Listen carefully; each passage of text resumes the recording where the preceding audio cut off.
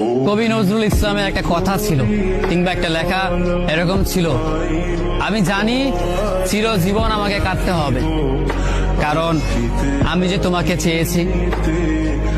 আসলেই আমি যে তাকে চেয়েছি এই জন্য আমাকে সারা জীবন কাটতে হবে, কারণ আমি তাকে কোনোদিন পাবো না, আর পাইনি বলেই আমার কান্না করতে হয়। তাকে আমি প্রচন্ড ভালোবাসি বলেই আমার কান্নাটা আসে, তাকে আমি আমার করে পাইনি বলেই আমার কষ্টটা হয়। কবি নজরুল ইসলামের লেখাটা খুব দারুণ ছিল।